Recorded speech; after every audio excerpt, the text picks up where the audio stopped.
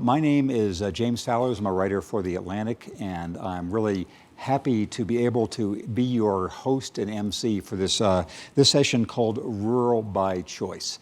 I think what's fascinating about this session is we all know over the last year and a half the idea of what is rural America and what does rural America want and think and aspire to and fear has been a central theme of our political and economic and journalistic and cultural discussion. We know that there are countless definitions of rural, and we could spend the whole hour talking about what rural means, what rural and small town America means. I think the working definition is a place smaller than where you live is rural, and that's sort of a cascading definition of that. And there are many, many hypotheses we've heard over the last year and a half of what exactly constitutes the difference between small town and rural America and larger city and coastal America. On the one hand, we know this is one of the oldest themes in American life. You know, all of the great American literature from even the 1700s and 1800s onward has been about what it means for people to go from the countryside to the city, the values that change, the things they do one place or another. There has been, on the one hand, this narrative that if people have a choice, they go to the big cities, and so if there's someplace smaller, they are left behind or somehow have been denied the choice. On the other hand, we know all of the historic virtues that are ascribed to the smaller town and rural parts of America.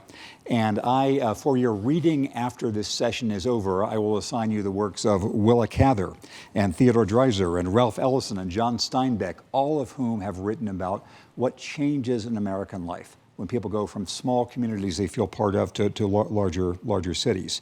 And this, of course, is something that my wife Deb and I have been talking about a lot over the past couple of years in our book Our Towns. One of the themes that has struck Deb and me is a contrary theme to the standard political narrative, and I will use to introduce the panels we're going to have this afternoon. The standard narrative has been, again, with extra emphasis since the election of 2016, that if people are not in New York or DC or San Francisco or LA or Seattle, they must be angry about that. You know, they must somehow feel left out from the American promise by not being where these big tech centers are. And what has impressed Deb and me in our reporting is how many people of first-rate talent, first-tier ambition are choosing to live their lives, make their commitment, raise their families in places like Fresno or Sioux Falls or Greenville or Duluth or Columbus, Mississippi, all of which are larger than the places you all have gone to, but all exemplify the complexity of the American geographical web, of the pull that does exist to the biggest cities, but also the contrary pull that is powerful, real, and significant and underreported about why people are living places other than the most expensive real estate in the country. To discuss this, we have an outstanding panel of talented young people who will explain to us why they are rural by choice, what matters in the choices they've made in their own lives, in the communities that they're building, and the kinds of causes they're trying to advance. And so I'll introduce the panel starting on your far right, my far left. We have Tim Lampkin, who's the CEO of Higher Purpose Co., which is a nonprofit social impact agency building community wealth in underserved areas across the Mississippi Delta. He, like our other panelists, has a long history of achievement, long given how young he is, which I'll let you look for in the Aspen bios, but he's from the Mississippi Delta and is building community, you live in the Mississippi Delta, although that's not technically where you started out, but he's going to tell us about what is going on there. We have in the middle, we have Whitney Kimball Co., who's the Director of National Programs for the Center for Rural Strategies. And she also coordinates the National Rural Assembly, which is a rural movement of activities and partnerships. And she is in the much discussed, much understood American region of Appalachia, and is giving a very different story in your writings, in your speeches, in your radio presentations of what it means to be of that part of the country and to be building community there. And then finally, next to me, we have Brian Depew, who's the Executive Director for the Center for Rural Affairs, which is an advocacy and development organization headquarters in Lyons, Nebraska. And you have been involved in the Great Plains, what we think of as the agricultural part of the country, of why this area, which is so condescended to in much national narrative, is actually a hotbed of creativity on the cultural, economic, political, and other fronts. So I have a range of questions for our panelists, whom I'm very glad to meet. I will go through some of these. We'll have discussion among the panel, and there'll be plenty of time for you all to ask about things that you're curious about, and will be done by our scheduled time of 5:10. So let me start asking each of you just briefly. I was originally born in Chicago, Illinois, and moved to Mississippi when I was 9. My family is from Clarksdale. My grandmother still lives in Clarksdale. My great-grandfather had 10 kids, and we just call Clarksdale home.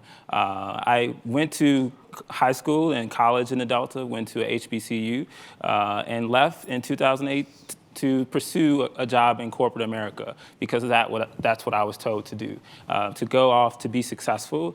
And I had a great mentor who led a lot of different projects locally in Clarksdale, that was a civil rights activist as well as a community organizer, that really pushed me to come back to Clarksdale and really commit myself to making Clarksdale, not just Clarksdale, but the Mississippi Delta, a better place. And so I've been back in Mississippi since 2011, working with various organizations to support overall economic development and community development.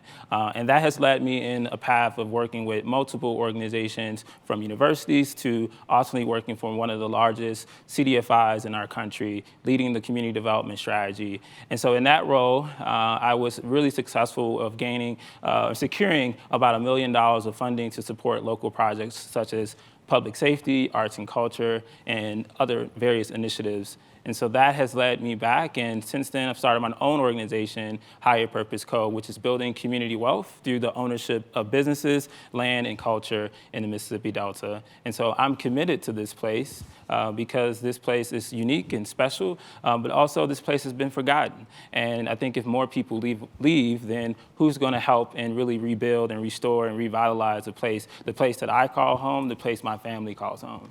And one quick follow-up before we hear from Whitney.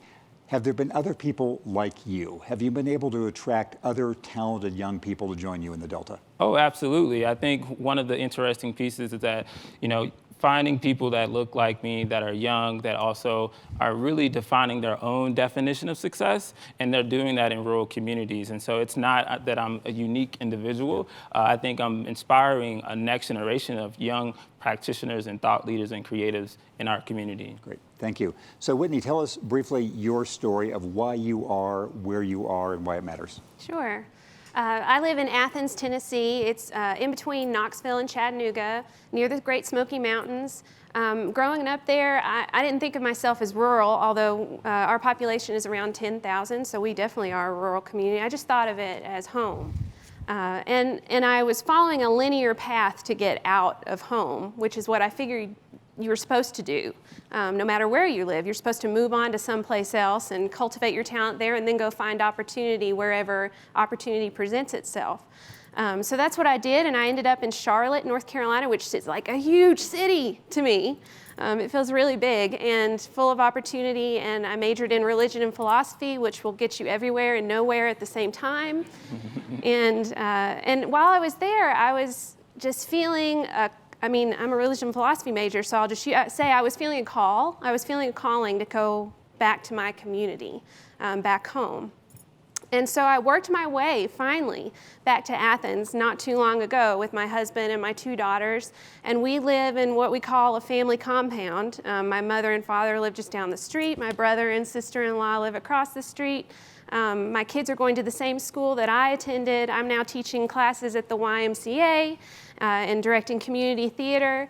These are all things that I didn't realize I would miss when I left, but these are all the things that I've started to realize that I was missing. I was living a life in a way that felt like I was just consuming when I was living in Charlotte and in other places, and I wanted to move towards a life of service and creation. And it felt like in my small town, where I already have deep relationships and trust and camaraderie, that creation can happen. So I feel like I'm just living a calling, in fact. I'm going to step out of the MC role into a fourth panelist role for 30 seconds to say something that Whitney mentioned, that she felt as if she was just consuming, and in her previous life. Something that really stuck with Deb and me as we were traveling around is a note I got from a young man who'd moved from San Francisco to a little town in Texas, and he said, if you want to consume a great community, you can move to Paris or Brooklyn or Amsterdam or San Francisco. If you want to create a community, you can go someplace where you feel as if you're engaged. And that word you used struck me. The follow-up for you: have other people come to join you? Oh yeah, and that is one of the most exciting parts. Is I feel like I'm sort of an ambassador for Athens now, and I'm just like pulling all my peer group back, and also the people who are still there, who I went to school with, or who, we're a multi-generational community, of course. So I feel like it's my role now to instill excitement and energy in my community. I mean, people say, let's go to Waffle House, and I'm like, pick me, I'm ready, let's go, and we'll have a good time there together. So yeah. Great, thank you. So Brian, tell us your story, why you are in your part of Nebraska. Thank you. So I'm a farm boy from the deep prairie soils of Iowa, and now I'm lucky enough to be executive director of the Center for Rural Affairs in Northeast Nebraska in a little town called Lyons, Nebraska, population 851. Mm-hmm. We're not content with rural, so our hashtag is hardcore rural. From our hardcore rural place, the center works locally and regionally on community development and small business development, and then nationally on policy issues. And we engage constituents, rural constituents all over the country in public policy debates. So those are the three portions of our work: community development, small business development, and policy. For me, it's really all about my fundamental belief that where you live should not determine what opportunity you have. Opportunity for education, opportunity for healthcare, opportunity to live in a vibrant community. And I think many of us are called to do this work, broadly speaking, in a place, and my place is rural. Yeah. Mm-hmm. I'm going to ask a follow-up to you. Both you and Whitney said you were called to work where you're working. And so are you doing that with specifically, so how important is a specifically faith orientation to this kind of rural commitment versus calling in a more secular sense? For me, it's in a more secular sense. I was a philosophy major, but not a philosophy and religion major. But it's this sense of justice and fairness and what we need to do to create that for all people, no matter where you live in this country. And I think it's fundamentally important to the future of our democracy that we create that sort of opportunity for everybody, no matter where you live. I'm going to do a brief audience polling before before this next round of questions. How many people in the audience feel as if you're originally from a smaller place? And all of you panelists will be, right? Yeah. Yes. And how many of you now live in a smaller place? So I'm going to ask, I start again with Tim. The question in this round is going to be, what do you think an audience that is very well educated, very sort of accomplished in the world, and largely not living in smaller places now, what are the main misunderstandings about what your life is like in the Delta? What would people be surprised by? What are the main barriers that you would have to explain to people if they came to your part of the country? Yeah, so I think since the recent presidential election, I think there's been a lot of narratives around Mississippi, around the Delta, particularly around the population. And so let me tell you, it's a mixed bag of Black, brown, Asian people, as well as our white counterparts. And so I think that's a narrative that has not been lifted up in media. I think we actually need to complicate the narrative and show not only what's working, but also some of the things that are preventing those good things that are working to expand and to increase the impact of our place. And the population of my community is 17,000, but we still have a huge disparity of just kind of everyday amenities. And so our nearest big city is Memphis, Tennessee. That's an hour and a half away.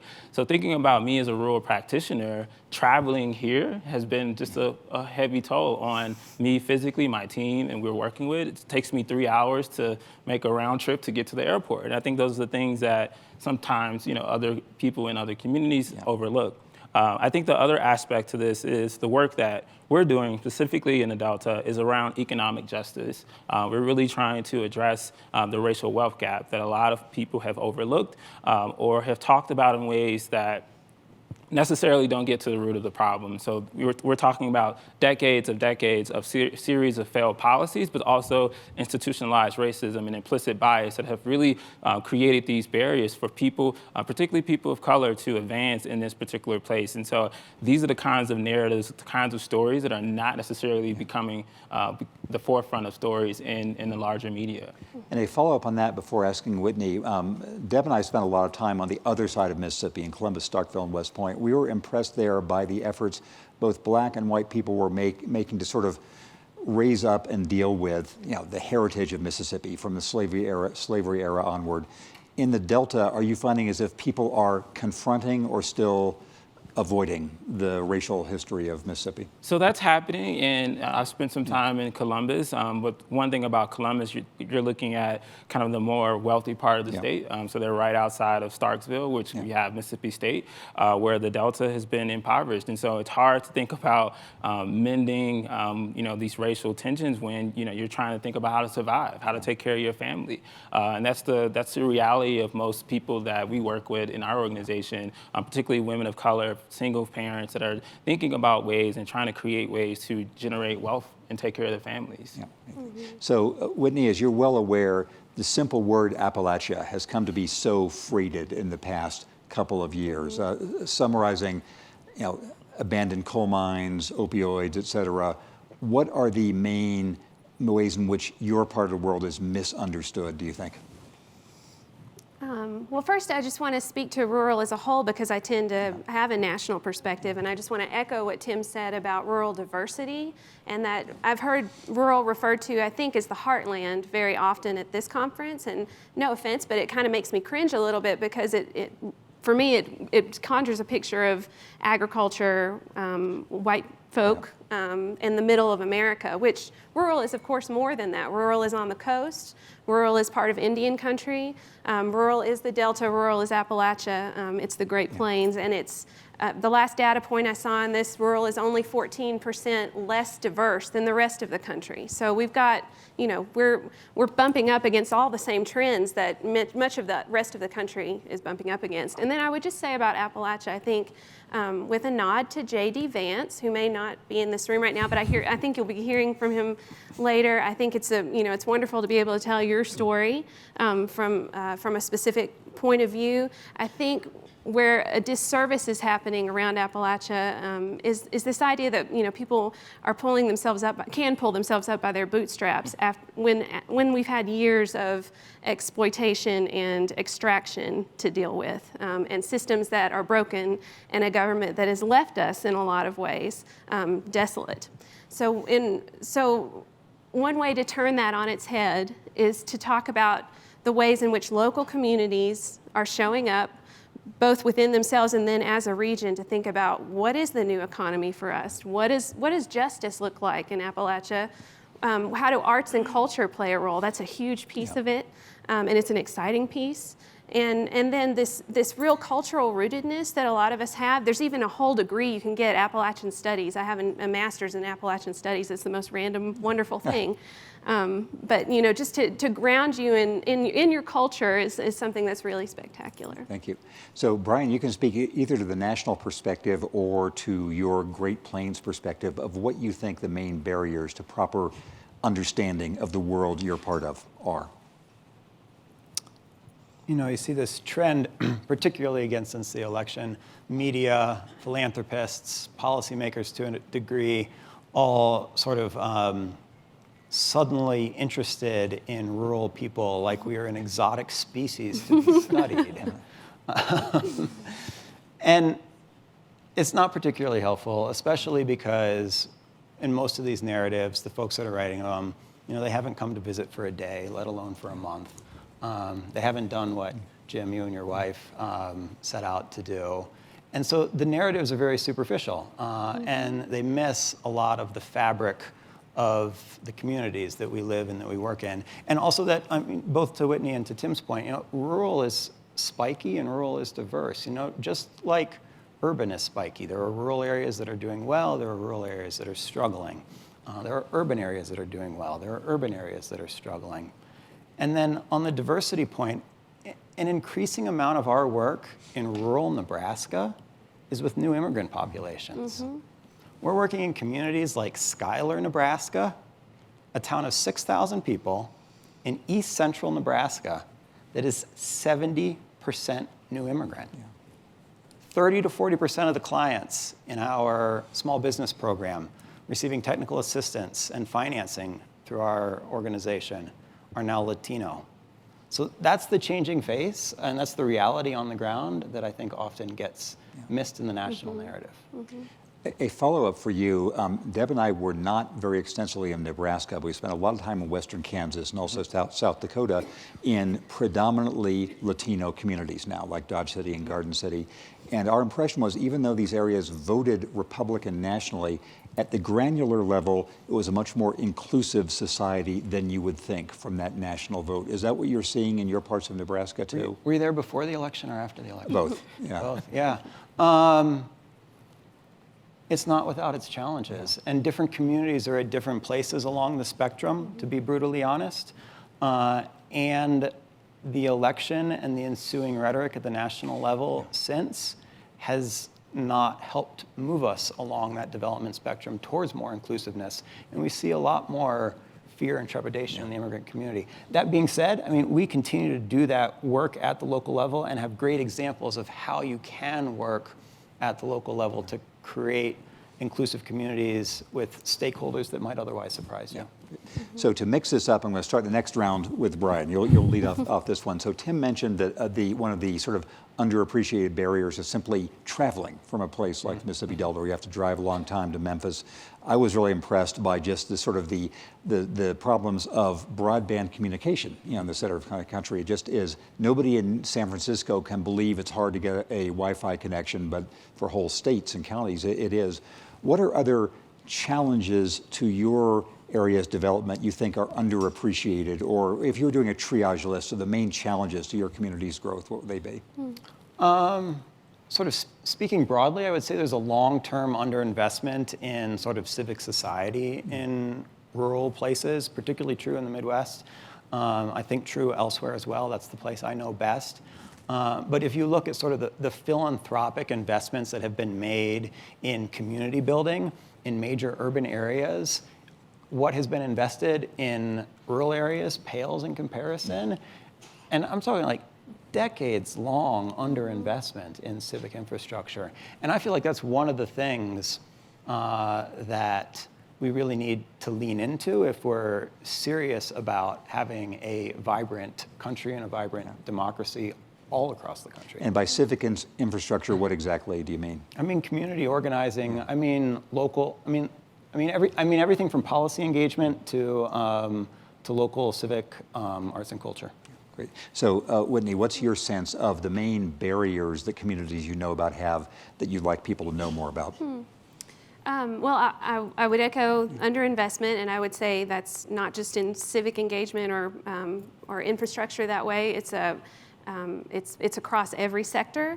And the last data point that I read on that is 6 to 7% of philanthropic dollars make it to rural communities. So that's a huge disparity of underinvestment in all kinds of things. You mentioned broadband, and that can fall into the category of infrastructure, which goes along with transportation, roads, and access to services, from health services and hospitals to other kinds of things.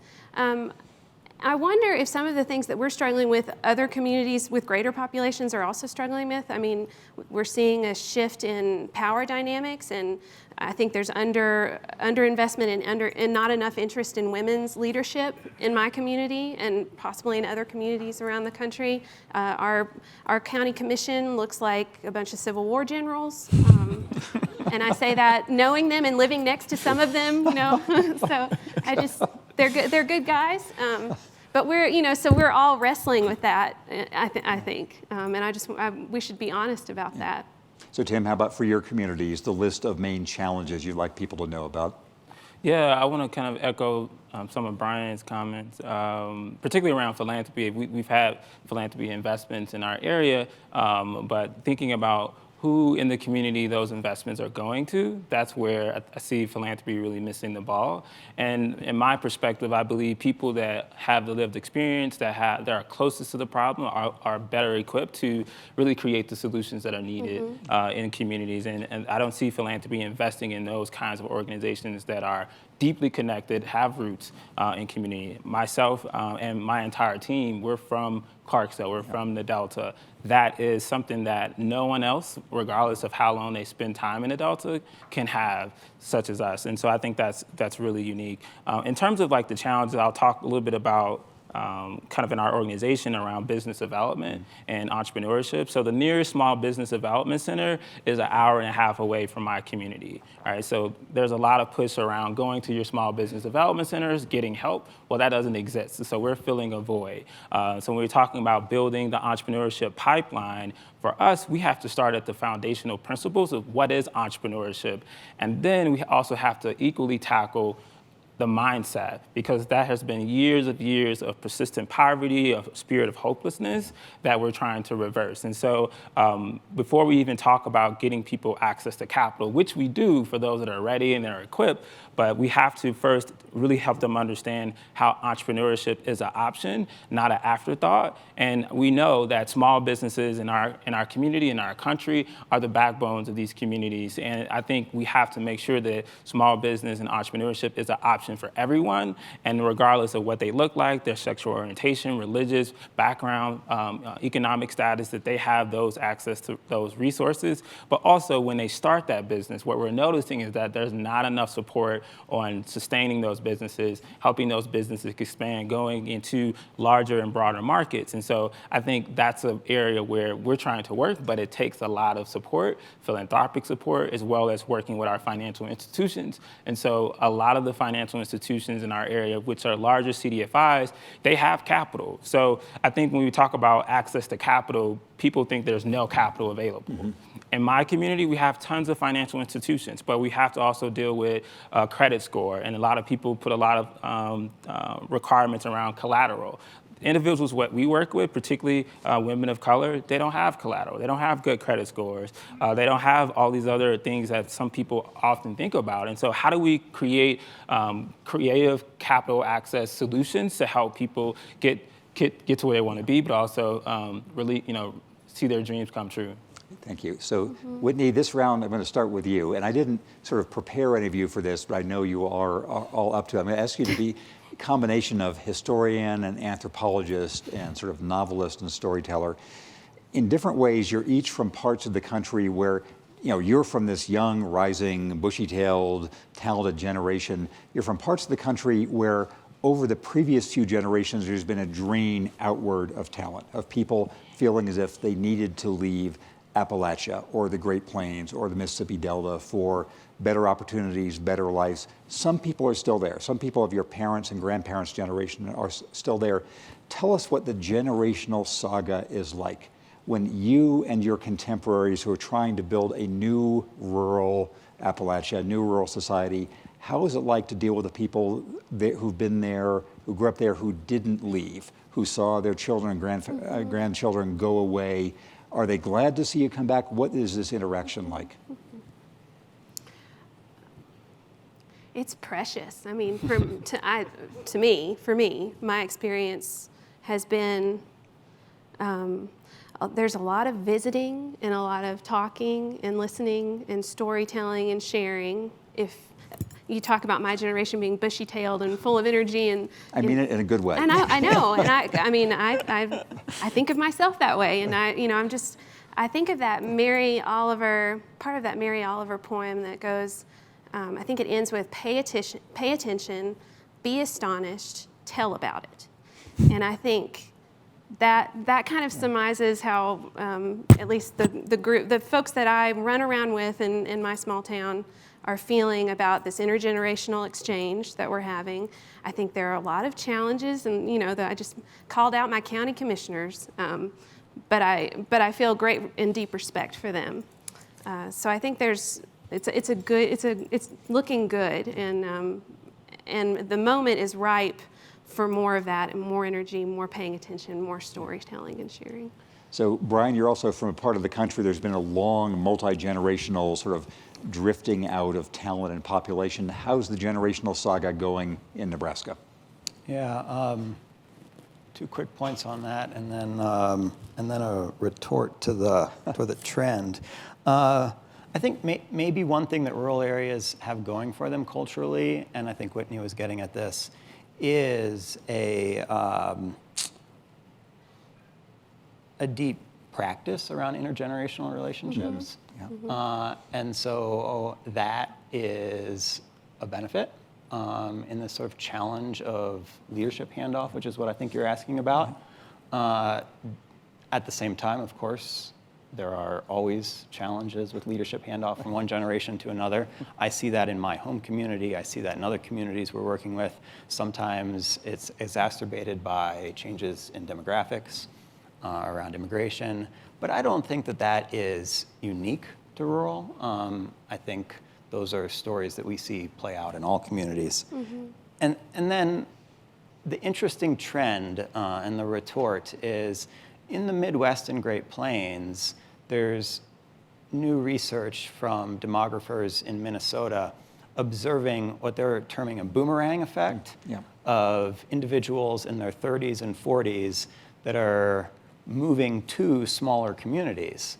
And they can see this because there are more people in their 30s and 40s than there should be in these communities when they do the census. And so they're starting to drill into it and figure out what the stories are and why those people are returning. But it's a real effect. It's really happening over a widespread portion of the country. I'm an entire believer in the boomerang effect. We've seen it across the country.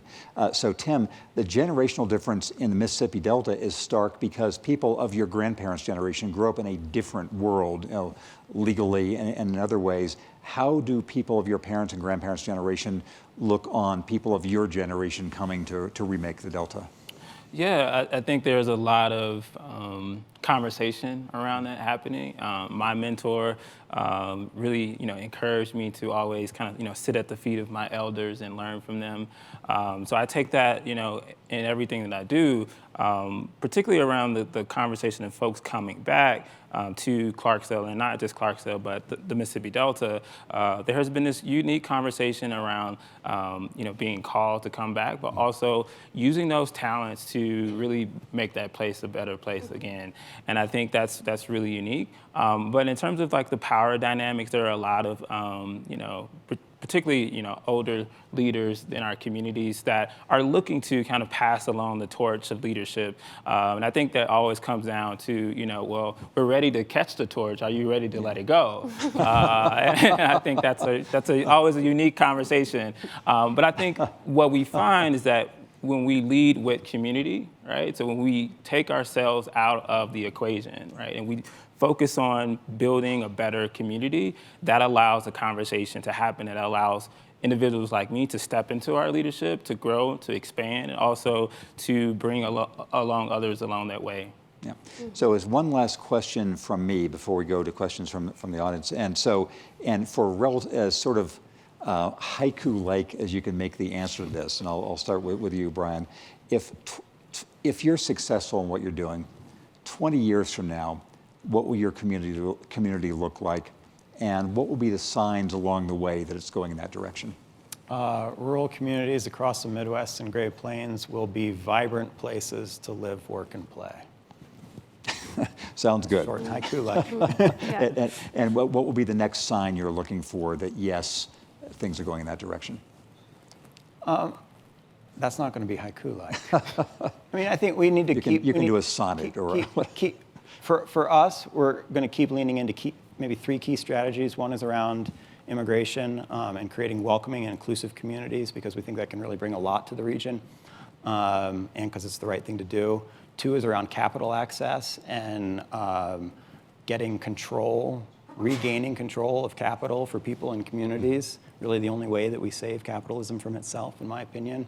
And then finally, and I haven't really touched on it that much here, but policy advocacy. You know, we do this great work at the community level, and there's this danger that we disengage from the policy landscape because it's dysfunctional or it's frustrating. But the truth of the matter is, a lot of the challenges that we're all facing were created by policy, and we're not going to fix them unless we fix policy. Great, thank you. So Whitney, 20 years from now, if you're successful, what will things look like? Well, both of my daughters will be living next door to me. That is my plan. Yeah. Lucy Coe is 7, Susanna's 4, and if things are going well, then they'll want to come back and live next door to me, and I think that some of the markers of that will be a revitalized public education system. We have a small system in our community, and I think it will be better. I think there will be vibrant small businesses, and our downtown will feel its oats again. And I think we will be practicing inclusive strategies, like you mentioned. So, Tim, if you're successful, what will Clarksdale look like in 20 years?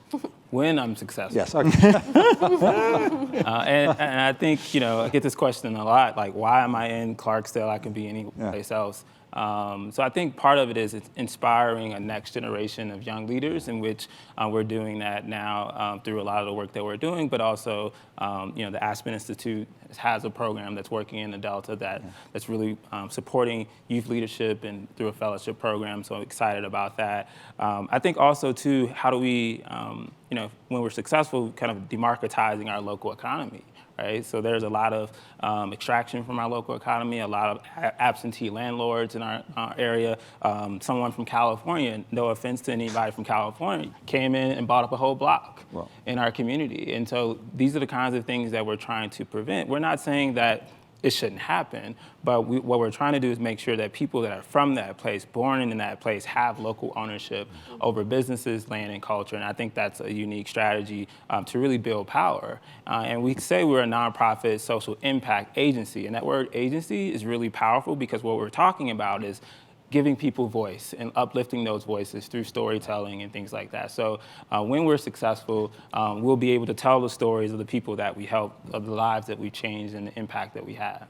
So I accept with gratitude the "when you're successful" rephrasing. So thanks. So it's time for questions from the audience. There are microphones. So somebody up here in the front, and then whoever has the other microphone can go pick out the next questioners. Yes. And would you identify actually, would you stand to play so the camera can see you? Yeah. Hi, Stan Kritzik. I'm acquainted with Nebraska through family, and I would say you have 2 legs up on your cohorts to your left. One is that you've got the ethanol and corn business, and the other is that you have farms owned by a guy named Buffett. And I wonder if you'd say how those things have helped your prosperity versus the kinds of hurdles that your friends have to go through. Thank you. Biofuels is complicated, and I'm not actually sure that it has done that much for broad rural economic prosperity. And right now, grain markets are down across the board, so it's not doing much for even farm prosperity, but it certainly has done a lot for farm prosperity in the last 10 years.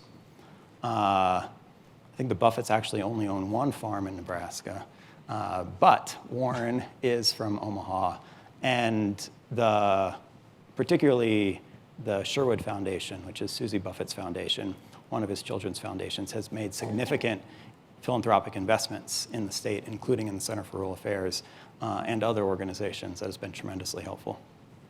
Thanks. Yes, here. Yes, please. Hi, I'm Simone. I'm a boomerang from Fargo, North Dakota. And we're facing an issue where we have tons of open jobs, so we're trying to recruit more neighbors to our community. And I'm wondering if, as we're at something called Rural by Choice, if you're interested in attracting new people to your city and what you guys are doing in your communities to help attract new neighbors. So could you restate the last part of the question, please? If you're trying to attract new neighbors, and if you are, how? Who would like to answer that, of attracting new people? When you have an economy that's booming in various ways, and you need people to come to Fargo or any place else. Who would like to address that? Yeah, so we do this through our creative economy. So one thing that's really unique about the Mississippi Delta is that we have a huge booming arts and culture around tourism. And so if you know anything about the blues, it started in Clarksdale. And so people come from all over the world to hear the blues, the authentic, the true blues, the Muddy Waters, the B.B. King, Robert Johnson. We can talk about this later. But that's working in our favor, as well as gospel music, as well as a huge history of the civil rights movement. There are people coming to learn about that. So we're leveraging that. And what we're trying to make sure is that everyone has access to create opportunity around that rich culture. And so we're inviting people from all over the world to come see that, but also making sure that they're making the right investments into the right businesses and to the creative businesses to make sure that they're doing well to the community. So I think that's one strategy. Then the other part of our strategy, we're kind of exploring, is really reaching out to people that left and trying to figure out how they can engage in local communities. So you can still live in Seattle, Atlanta, but if you're from Clarksdale, if you're from the Mississippi Delta, how can you be engaged and how do you want to be engaged, and figuring out those ways. So really trying to activate conversations around when people come home for family reunions or Thanksgiving or Christmas, and trying to engage people that way to really kind of understand what can we do better to attract more people back home, but also help people that are there thrive. I think Appalachia is kind of interesting because we do have some vibrant cities, smaller cities in our region, like Asheville, Knoxville, Chattanooga, I would lump in with those two. They have small craft breweries, like you mentioned at a previous session. They've got a vibrant music scene. Athens is right in between all of those places, and a lot of small towns are dealing with this, trying to figure out what's unique about my place that's, we're not Asheville, we don't have a gig like Chattanooga does. So what can we cultivate here that makes people want to move here? And right now, I think the old strategy is you bring in new manufacturing plants. 35% of our employment in Athens or McMinn County is in manufacturing. But those aren't the jobs I think that our generation is really looking for, right? We want a quality of life. We want to be philanthropists. We want to serve. We want to participate and create. So I think Athens and other Appalachian communities especially are trying to get creative, to think about who we are, what we want, and what our future is going to look like. And it's really important that our cohort is participating in those discussions. I also want to say one other thing in Appalachia that's happening that you might have been hearing about, that private prisons are coming in and trying to take the space left by coal, and as a vehicle for bringing in or for hiring more people within those communities, when actually they're hiring from without. So there's a lot of politics around all of that, but that pushes up against the creative visioning that we need to do and we're trying to do. So. And briefly about attracting workers to a farming area traditionally, how are you thinking about think that? North Dakota has some very interesting challenges right now. There's some good work going on at University of Nebraska Extension that you might find relevant. I can't remember the name right now, but if you find me afterwards, maybe it'll come to me. And I think they're working with extension agents in surrounding states as well. Maybe Community Vitality Initiative, it's called, that gets at some of this. North Dakota obviously has had in recent years a real jobs boom, and this mismatch of labor and available jobs. And it's compounded, of course, by the fact that a lot of it threatens to be sort of boom and bust economy. And so how do we manage that, and how do we get beyond that and have maybe more sustainable economic growth in the future? Yes, back here, yes. Hi, Annie Makala. I teach entrepreneurship in K-12 schools in California, but this was actually, Deb was alluding to this in the talk the other morning, that there is incredible things happening in K-12 education in rural communities. I'm wondering if you could speak to things that you're seeing that really excite you and some things that you think need to change in the K-12 education communities in order to get to the kind of work and society that you all are talking about. Yeah, and the setup here is my wife Deb talking about things we'd seen in Fresno and sort of surrounding areas of using agriculture as the sort of basis for a lot of public education, training people for agricultural tech jobs. So are you doing that in Nebraska? We have, in the Midwest, we're blessed with some of the strongest public schools in the country. So education is a bright spot for us, including in the rural Midwest, as to something that should change, more around entrepreneurship, more around civic engagement, and, to put a cherry on it, stop educating our kids that the definition of success is to leave. Yeah. Whitney, how about in your part of the country? Well, I'm married to an educator. He's a special ed teacher, and he's here with me. My brother is an administrator in our local school system. Many of my family are involved in public education, and I would say that we're dealing with an antiquated system in Tennessee and in my own community. Our strength is in our teachers and our leaders. So I'm hopeful that there are visionaries working on the issues that we need to work on. Some of the things that excite me in Appalachia, I'm sure some of you have heard about KVEC. It's a Kentucky Valley Cooperative Educational Outfit, public school, and they've got a public-private partnership going on with several foundations that is allowing them to teach kids about coding and cancer research. And I mean, in high school, they're doing some really high-level work that will prepare them for local innovation, which makes me excited. In Mississippi. Yeah, so we have done a few different initiatives. One of our most recent initiatives is called Shifting Rhythms. So we created a mobile education lab. We partnered with our local public library and our community foundation to launch this project, and we're working with a student group out of Boston called the Affordable Design Entrepreneurship Team. And so we took about 2 years really just trying to understand what kids wanted to learn outside the classroom, because I personally believe the majority of the learning happens outside the classroom. And so we were advocating for that. And so we're currently piloting that project across the entire county with a small amount of funding. And that's been really successful to introduce young people to arts, tech, and entrepreneurship. Entrepreneurship has not necessarily been integrated into our local school system, but that's still, I see it as a challenge in the area of opportunity where we can start to really tackle some of that. Other things that's happening outside of our organization, we recently had an organization to come into Clarksdale and start a virtual reality center. And so now kids are being introduced to virtual reality that have, they've seen this stuff on TV. Now they're actually creating, virtual reality experiences of their own. There's also been a lot of conversation around, creating tech-enabled solutions to really address some of our social issues, such as food access. Also, we have a huge unbanked population, so these are people that don't have bank accounts. So thinking about how do we equip the next generation of people that are coming through our community with kind of these skill sets to address that. And that's part of our challenge, but also that's a huge opportunity for us. So we have one haiku question to wrap things up. Yes.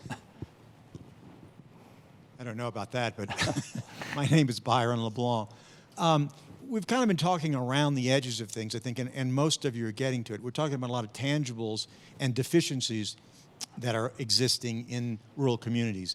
What I would like for you to address is what's the real value, the intangibles, the things like family, and how is it to raise a family there, to raise your kids? What did you get as being a child growing up in the rural area? Your appreciation for family and for land or space or whatever.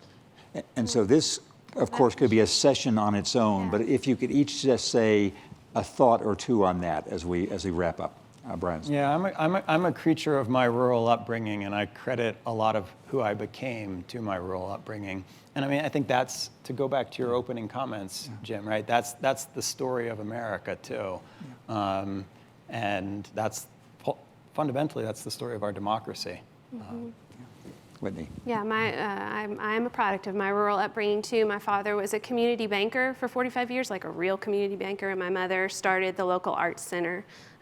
So they're creators, and they are participants in building communities. So that's how I fit into it. I will say that what it feels like to live in my community is that feeling you get when you get a letter from somebody, like a handwritten letter from somebody in your mailbox, and it's all yours, and it's an intimate communication, and you've got a relationship there. That's the feeling I have living in my community.